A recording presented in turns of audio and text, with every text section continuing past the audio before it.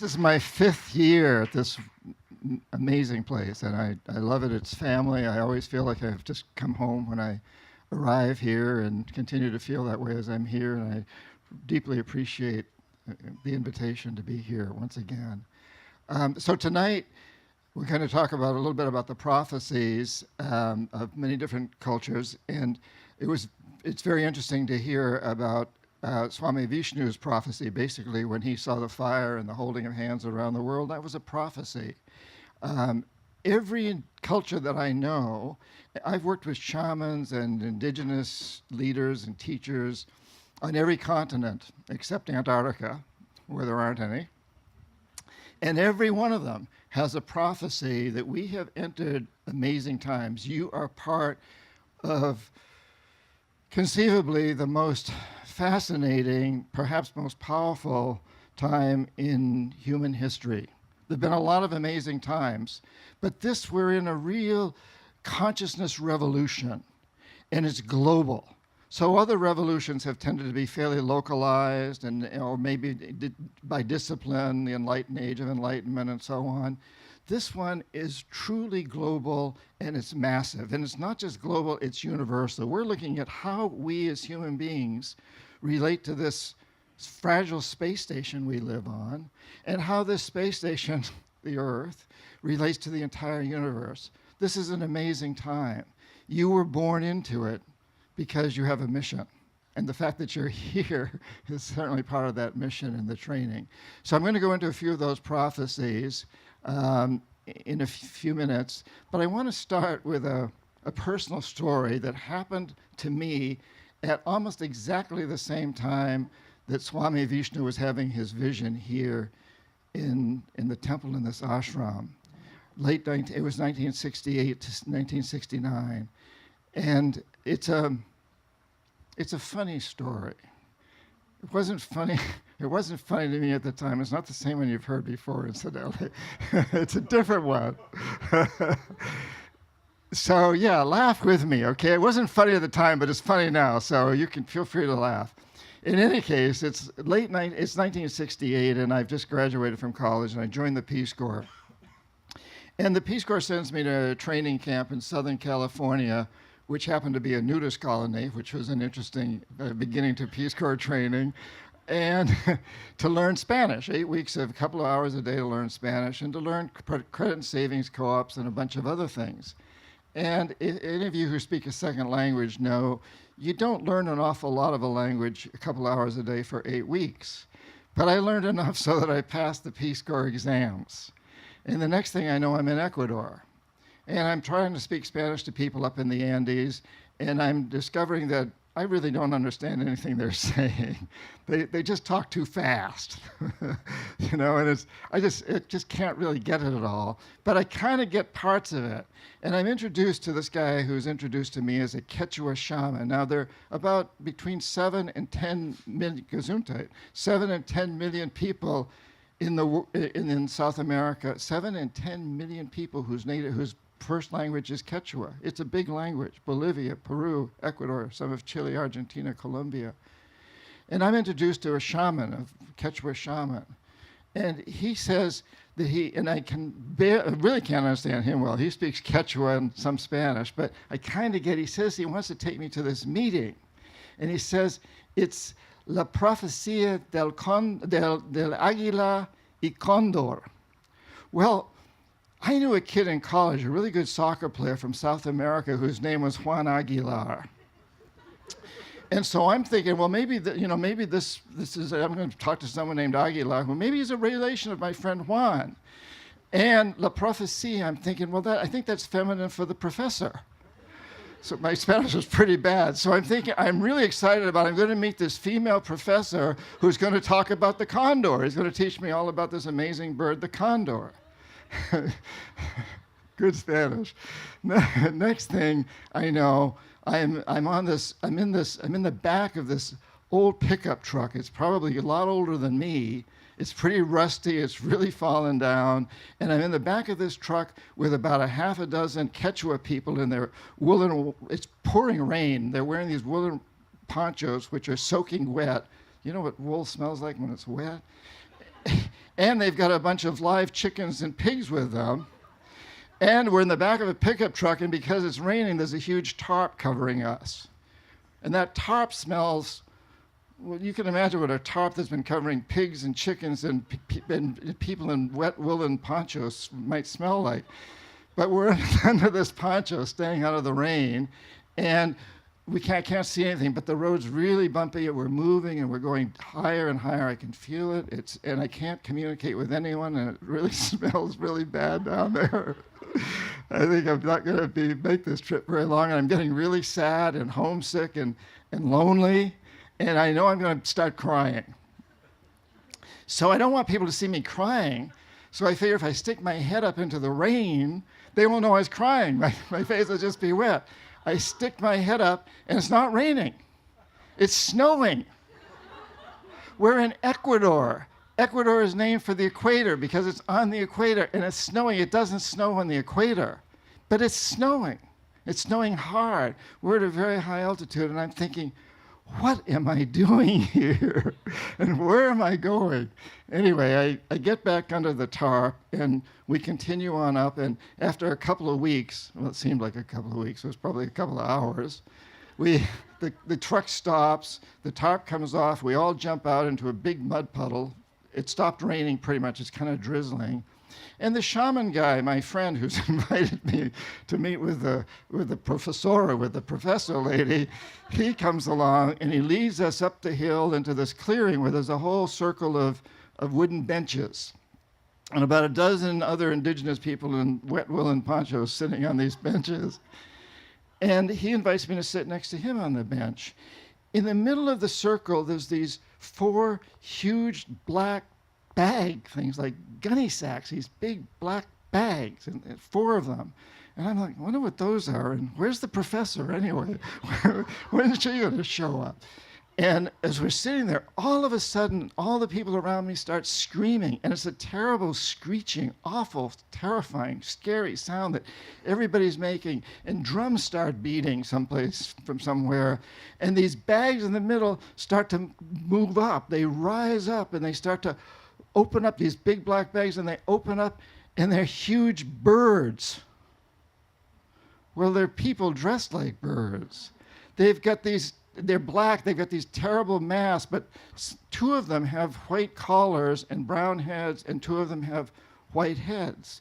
And on their arms, they've got real bird wings, gigantic bird wings.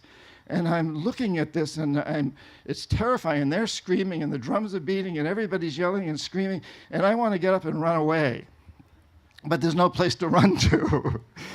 And the shaman guy next to me, he nudges me, and he says, La profecía del águila y cóndor. And I'm like, Aguilar? And he says, sí, Aguilar. And he sees my confusion. He says, Águila. And then in very slow English, he says, eagle and condor. The prophecy of the eagle and the condor. That's how it came to me. It was acted out. And I got to tell you, you don't forget something like that. So I'm going to share it with you. I was planning on having it acted out up here. But I realized that Bahamian customs wouldn't let me through with all those feathers, so forget it. I'll just tell it. So this is an ancient prophecy that actually probably comes out of the Amazon. We're not sure where it comes from, up into the Andes. It moved up Central America. It impacted the Mayan prophecy, which I'm also going to tell you in a few minutes. And up into the Hopi, it had an impact on them. I come from New England, New Hampshire, where the Algonquin peoples live. They have a prophecy that has parts of this in it, I'm convinced. And it comes from way, way back, prehistory, oral prophecy. We don't know how old it is, but maybe 2,000, 3,000 years or more old. We don't know. And it goes like this. It says, back in the mists of history. Now they're saying the mists of history, and they're talking about 3,000 years ago. Back in the mists of history, human societies would decide to take 2 different courses, 2 different paths, 2 different flights. One would be the path of the eagle, and it was said that the eagle path was the path of the rational, the scientific, the industrial, We might even say the masculine. And the condor would be the path of the heart, the path of passion, the path of intuition, the path of art. We might even say the path of the feminine, possibly. And it was said that these two paths, these two societies of human species would go their separate ways for thousands of years and not connect. And then it was said that during the fourth Pachacuti, and a Pachacuti in the Quechua language is a 500-year interval. The fourth Pachacuti began, according to our calendar, about 1500.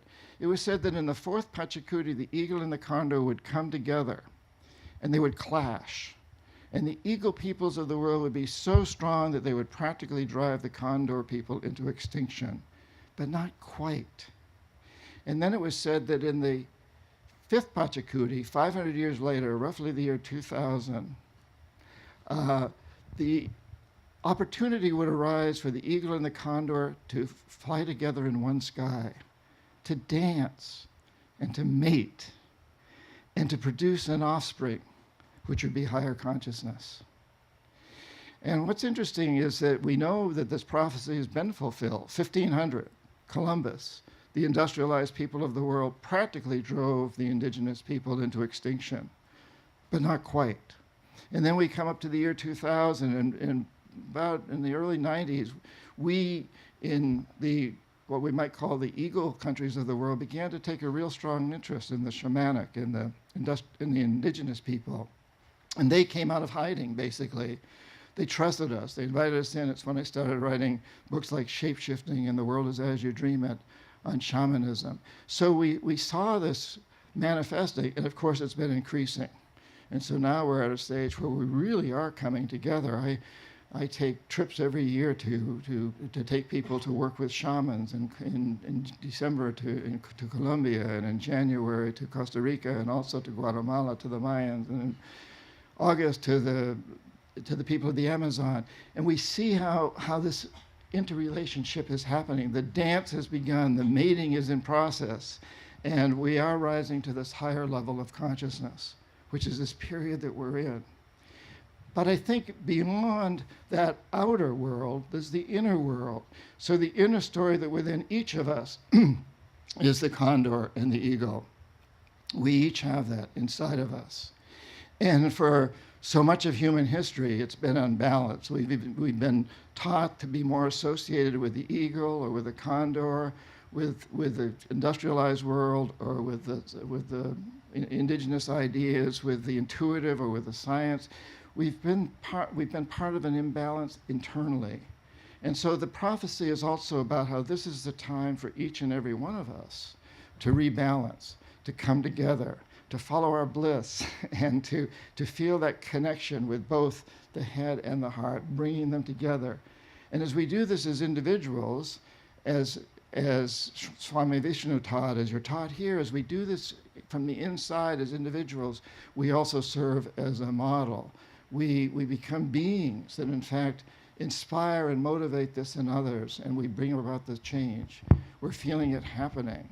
We also know that in all of these prophecies, it never says it will happen, that we will have higher consciousness. It says it's up to us, that the people must do it. And the prophecies usually talk about turmoil, strife, exactly what Swami Vishnu saw, and we're experiencing that. And so you have this period of strife that leads into the fulfillment of the prophecies, into the bringing about of the balance, of the peace. So another prophecy, the Mayan prophecy of 2012, which has been portrayed by Hollywood and many others as a doomsday prophecy. It's exactly the opposite. I've spent years working with Mayan shamans and studying with them since the 70s. So after the event with the prophecia, after my experience with the professor woman, it was a great teaching. I spent 3 years in Ecuador and studied shamanism, became a shaman there, and then I moved on and went out into the world and studied with many other cultures. And one of them was the Mayan culture of Guatemala and Mexico, Honduras. But I particularly have studied in Guatemala and the Yucatan Peninsula of Mexico. The Mayan prophecy of 2012 comes directly out of their sacred text, the Popol Vuh, which is a written text. It's glyphs, but it's written. Most of the texts were destroyed by the conquistadores when they went into that part of the world, but a couple of existed, and they're in a museum in Spain now. You can buy copies of it. It's been translated, the Popol Vuh, and it talks about that there was a time, a mythological, a real time, and it's also mythological and connected, a time which is the time it's characterized by a God who is brutal, vicious, selfish, and materialistic. His name is Seven Macaw. And he rules the world with this kind of discord, this brutality, warfare, and strife. And that's how the world is kind of held together, in his opinion. But then the hero twins come along, a boy and a girl, and they cut off his head and throw it into a basket and replace him with Hunahpu, who's a leader, a god that's characterized by love and compassion, selflessness, and love and spirituality instead of materialism. And so and it's interesting because they saw it December 21st, 2012 as being the significant marker point in the change from the time of Seven Macaw to the time of Hunahpu. The reason for that is that it takes 26,000 years for our solar system to go around the Milky Way, our universe. That's science. Mayan astrologers knew this almost 3,000 years ago. And they predicted that on December 21st, 2012, we would make a complete revolution as a solar system so that from the standpoint of the Earth, looking up, we would see the sun enter the great rift of the Milky Way, the center of the Milky Way. There's a dark spot in the Milky Way. The sun would enter that on December 21st, 2012. They saw this as being symbolic of the hero twins throwing the severed head of Seven Macaw into the basket, the sun entering the center of the Milky Way. So that's why that date was so important as a marker date, but they also are quick to tell you that the process began several decades before then, and it will continue for several decades, we don't know, to come. That date was just a day of celebration, a marker date in there. And this prophecy, once again, says that we, the people, must do it. The hero twins, the male and the female, the coming together of us as humans across the planet to make this happen, that our leaders will not cut off their own heads. I think we can all follow that one. That we, the people, must do this. And again, it's also that inner side of us, that perhaps all of us have a bit of Seven Macaw and a bit of Hunahpu. We have both sides of that. We have the darker sides, the sides of brutality, the sides of materialism, the sides of selfishness, and we have the sides of compassion, of love, of cooperation. And so this prophecy is also about how we as individuals bring this together. I think one of the really important things about all the shamanic teachings I've had, and shamanic guidance, one of the main premises of shamanic guidance is that we change objective reality by changing perception, by changing perceived reality. That there are two realities. There's objective reality, this microphone, objective reality, it's here, it's solid, it's here. But perceived reality are the words I'm speaking through the microphone. And when you come right down to it, just about all human activity is governed by perceived reality. Our objective reality is dependent on our perceived reality. There is no Bahamas. There is no United States. There are no religions. There are no cultures. There's no ashram here. There's nothing except as we humans perceive it. And then once enough of us accept a perception or codify it into law or take the actions to make it happen, like this ashram, it manifests. But the perception comes first. And so this, from a shamanic standpoint, changing things, moving into new worlds, changing the world from the inside out is about altering the perception that we have. And so moving forward, so do we want to perceive the world as a separation between eagle and condor, or do we want to bring them together? Do we want to perceive our leaders, ourselves, our deities as like Seven Macabre, brutal, selfish, materialistic? Or do we want to perceive a Hunahpu that's compassionate, that's loving, that's cooperative? It's about the perception, and as we develop these perceptions in ourselves, how do we perceive us? How do you perceive you? We then move into a new perception of what it means to be human on this planet, this fragile space station. And I think every one of the prophecies and all the shamanic teachings and all the shamanic work I've done, learning to be a shamanic healer, healing someone, so much of that is done through perception. And of course, modern psychotherapy is all about perception, or almost all about perception. Quantum mechanics is it's going so deep into how science is based on our perception. How do we perceive that which we're observing, and how does that impact the observed? And on and on. It's about perception when you think about it. How do you perceive yourself? And how does that create your reality? And if you want to change your reality, all you got to do is change your perception. It's that simple. So one more prophecy that I'll talk about tonight, I think, is that this is the prophecy of the Himalayas, the Buddhist prophecy, the Baum prophecy, the Dalai Lama's prophecy, and it kind of moves in a similar direction. So I was always kind of interested in the idea. I'd read that the 14th Dalai Lama is the last, and this is the 14th. The one that we have right now is the 14th. So I always wondered, well, what does that mean? And I think I've mentioned this here before, but I had the odd and extreme good fortune of being in Ladakh, which is a protectorate of northern India. It used to be part of Tibet, but unlike most of what used to be Tibet and is now controlled by the Chinese, the small part called Ladakh is an Indian protectorate. So the traditions have been maintained much better. I took a group there of about 30 people several years ago into Ladakh, and it was during Wesik, which is one of the holiest days for the Buddhist people. And we knew the Dalai Lama was going to be there. An Indian woman, had organized this trip. I was the guy to bring people from the States, doing workshops and so on, but she set up all the logistics there. She was someone that had studied with me before. And she tried for about a year before we went on this trip, knowing the Dalai Lama is going to be where we're going to be, she tried to arrange for a private meeting between our people and him. It didn't happen.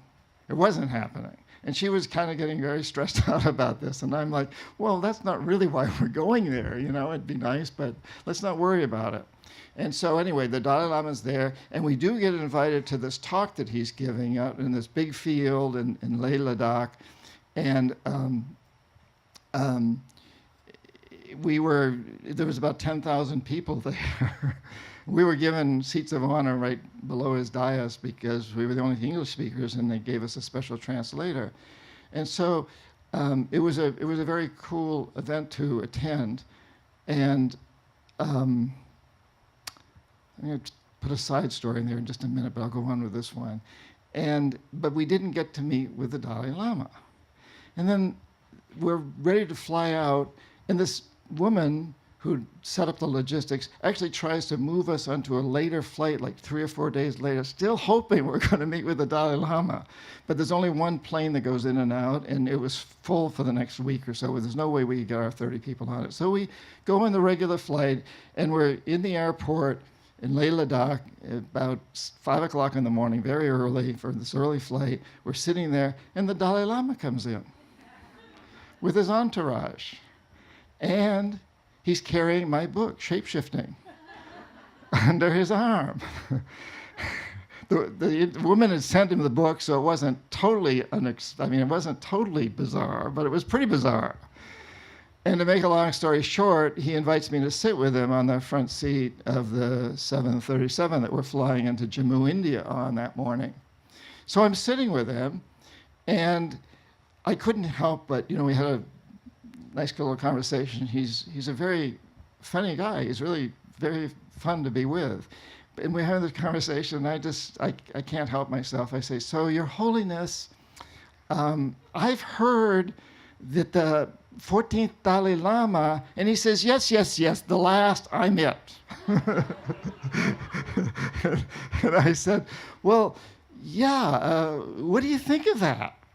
And he said, "Well, I'm not sure what to think of it.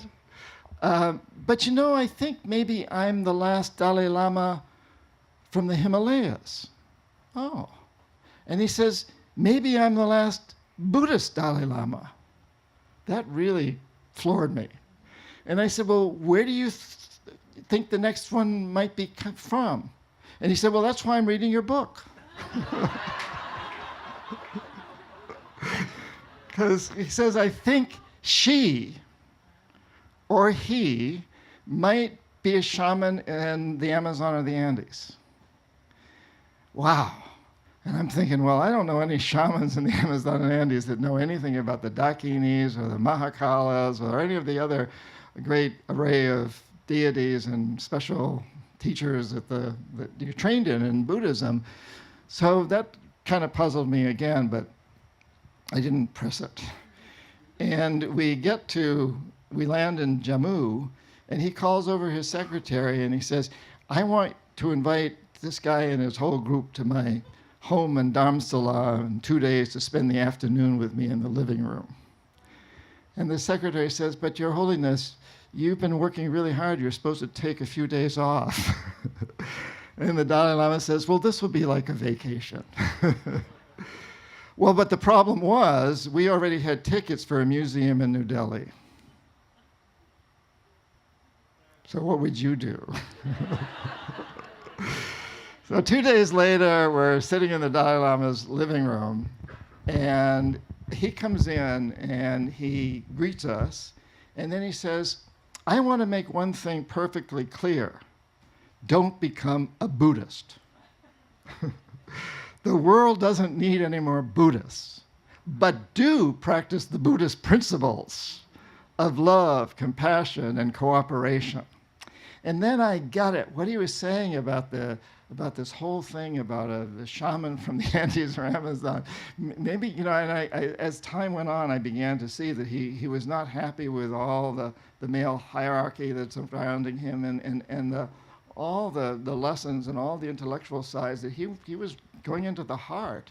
And so I began to see that what he saw this prophecy as being moving into a new era where the indigenous people of South America would come together with the people of the Himalayas, and where we'd really open ourselves to a new heart way of seeing the world, of being human on this planet. It was a most fascinating and, excuse the word, enlightening experience to be with him and to hear that. And he went on, we spent the afternoon with him, and people got to ask a lot of questions, some of them pretty foolish. And just to deviate a little bit here from the main topic, but one of them, this is kind of a funny one. One of them, somebody asked, and they were talking about killing.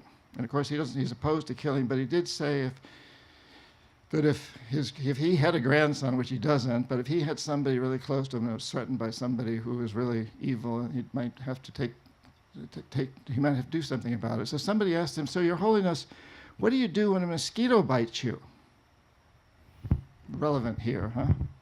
So he says, "Well, when a mosquito lands on me, I brush it away.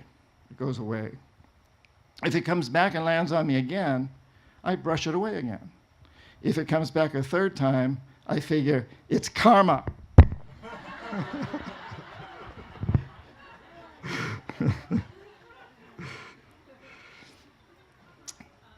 And One other story I'd like to share, because tomorrow I'm doing a workshop on shape-shifting where we're going to go deeper into some of these prophecies and how they relate to you. But one of the places we visited in Ladakh, outside Ladakh, in Ladakh, outside Leh, was a monastery where they have scrolls that indicate that Christ was there during those missing years in his life. He's listed on the scrolls. And our guide there at the lamasery said, I'd like to introduce you to the 11 most important lamas here, but I can't because they're up there on the mountain.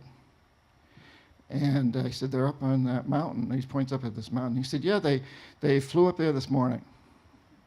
They, what? And, I've just come out with a book called Psychonavigation. So it's kind of, and shape-shifting, and I'm with all these people that are studying these books. So it's kind of interesting to relate this. I said, they flew up there, and he said, yeah, they went up there. And then when we ended up at this meeting with the Dalai Lama speaking to 10,000 people, and we were sitting there waiting for him to start speaking just below his dais, and that same Lama came up to me and said, tapped me on the shoulder and said, I want to introduce you to someone. And he takes me over to this other Lama who spoke some English, and he said, this is one of the Lamas I wanted you to meet who was up on the mountain. So I said to this Lama, so you were up on that mountain a few days ago? You just went up there? He said, I was up there half an hour ago. And I said, what you mean you just came down here? And he said, yeah, I just came down here. And I said, you flew down here? And he laughs and he says, well, I didn't flap my arms. I was there and now I'm here. So when I'm with the Dalai Lama on the airplane, I mentioned this to him. And I said, so Your Holiness, I got this, I met this Lama who was up there and he came down and by location. And I said, do you believe that? Is that true? And the Dalai Lama looks at me and he says, would a Buddhist Lama lie to you? So I think now let's think about, so what is the message for you here? What is the message of these prophecies for you? And tomorrow at the 12 o'clock workshop, if you come, we'll go deeper into this. We'll do some shamanic journeying, some shape-shifting journeys where you can really look at your relevance here. If you don't come, then you can do this on your own. But I think this is the time to see how you relate to these prophecies, because the indigenous people all over, and all wise people, I think, will tell you that you were born into this body, to the parents you were born, to the situation you were born at this particular time in history, because you have a mission at this time. And you're here now at this amazing ashram because of that same thing. And so this is an incredible time to explore that mission. And I have to believe that your mission is totally tied in with this time of prophecies, this shape-shifting era that we're now in, this consciousness revolution. We are in the greatest revolution in history. You are part of it. We are so blessed to be part of this. And yes, there has to be turmoil. We have to go into the dark in order to emerge into the light, and we're experiencing that right now around. Those guys know it. You can hear them out there, those frogs, they got it. And so this is the time to really look at what it is that you want to do with this. How do you move forward? And I just want to say that every one of you is extremely powerful. And when I speak of power, I mean spiritual power, and you can use that in many different ways. But we are the change. We are the ones that will do it. All the prophecies say it doesn't automatically happen. We've entered a portal. We are in a time now that's been prophesized as a time with the opportunity, but we have to make it happen. You have to make it happen. And people all over the world are getting it. I was recently in St. Petersburg in Russia. I shared a stage with President Putin. I'll tell you, from the Dalai Lama to Putin, that's a jump. And then I was just recently in Australia, and I travel all around, and everywhere people are experiencing this. We're all getting it, that we live on a fragile space station, that we've been navigating toward disaster, and it's time to change the program and the navigational system, and the prophecies are all saying this. So what is your role in this? And I just want to really encourage you to follow your bliss. to do what brings you the greatest joy, because that's the only way you're really going to be successful. So look at what that is. What is it that brings you the greatest joy? I don't know each of every one of you, but I know you have something that brings you bliss. For me, it's writing.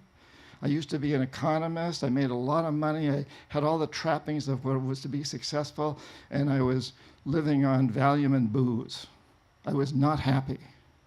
Now I don't have those trappings, but I'm here. This is pretty amazing. And I'm really, really happy, and I love writing, I love speaking, I love hanging out with you here. I'm going to be here all week. I can't wait to meet every one of you. So I don't know what your bliss is, what brings you, what drives your heartstrings. If you're a carpenter, build from love. Build with materials that are sustainable, build from love, and tell your clients that's what you're doing. And maybe these materials right now cost a little bit more, but it's an investment in the future. Yours, the planet's, future generations. If you're a plumber, if you're a teacher, it doesn't matter what you are, go with what you really, really love, and let's all aim toward fulfilling these prophecies, toward creating the world of Hunahpu, the world where the eagle and the condor comes together. So I encourage you, and I think the teachings of all the shamans are the same, no matter what. I've trained in Indonesia and Iran and Egypt and all over Latin America, the same message, that go deep into your heart. Follow your bliss. Explore how you can be an example, how your life can create the change that you want to see happen in the world, how your spiritual practices can inspire and motivate others as well as yourself to be an activist for peace. To be an activist for peace amongst all creatures on this planet and a sustainable world, because that's really where we all need to head. So this is an incredible opportunity to explore that. And I really hope to meet all of you while I'm here. Hope some of you will come to the workshop tomorrow. Stay in touch. You can go to my website, johnperkins.org. Stay in touch. Come to the shamans with me, whatever. And I want to leave you with a final message. Well, first of all, the first thing I just really want to stress that Anna mentioned is the idea of hope. That I do think this is the most exciting time in history to be alive. What an amazing experience we're all having, how blessed we are. I grew up in New England, and my family goes back way before the American Revolution, and I used to think, I wish I'd been born in the 1700s so I could have been part of that revolution. But this is a much bigger one. It's a lot more comfortable too, incidentally. So really explore who you are. Look at this power that you have, the incredible spiritual power, the power to be all of who you want to be from within, and share that with the world. It's your example. It's your way of being that goes out to the world. And follow that bliss and joy. Go where you need to go. It's not all fun. I love to write, but there's parts of it that I really don't like very much, and you got to do those parts too. But that's what brings the joy within. So I'd like to leave you with a final word from the Dalai Lama. So one of the people when we were there in his living room with him, one of the questions that was asked was, that someone described that there was a writer in the United States, it wasn't me, who was advocating that everybody should take 5 minutes off or 10 minutes off at a certain time on a certain date and pray for peace. And they asked the Dalai Lama, what do you think about that? And the Dalai Lama says, well, it's good to pray for peace. It's good to meditate on peace. But if that's all you do, it's a waste of time and probably counterproductive. Because if you pray for peace and then you walk away and say, I've done my job, that's counterproductive. You must take daily action. He likes the word appropriate daily action. Every day you must take action for peace. And I'm so struck by what an example he is. He meditates for hours every day, and then he goes out and writes thousands of books, it seems like, and speaks at many venues. Also, Swami Vishnu is a great example of that, who, after he had the meditation here at the same time that I was relating to the eagles and the condors of Latin America, after that, he created the teacher training program, and then he went out on his airplane, like, as I understand, without a passport, without visas, and he went to these terribly troubled, dangerous spots of the world and took actions for peace. And so the action is so important, and all of your teachers and all the people here are so deeply involved in meditation, prayer, and action. And so I really, really encourage you, the days that you're here and for the rest of your life, to look at what brings you the greatest joy, and how can you combine your spiritual practices? How can you bring them out in a way that will motivate and inspire you and others to be an activist for peace? Thank you. Thank you. Thank you.